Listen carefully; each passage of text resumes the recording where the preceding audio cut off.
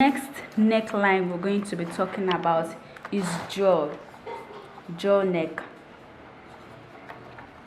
And how does that work? It's very simple. You're just coming down by 1 inch, like an inch. Then you are joining back to the basic body snake here. Please don't forget to close your shoulder dart. You're going to close your shoulder dart here. Then you'll transfer to the underarm. Close your shoulder, your S-thing, then transfer to the underarm and create underarm dart.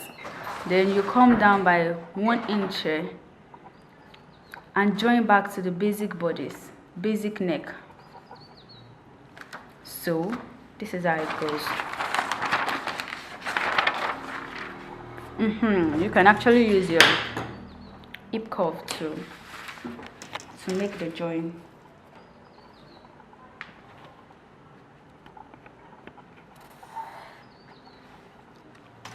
This is a jaw neck.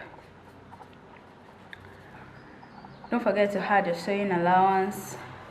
The sewing allowance 0.5. Then head to the sewing allowance. You would have actually closed your shoulder darts here, and this place would be open, and you would be able to move ahead with your neckline, the neckline you want to put there.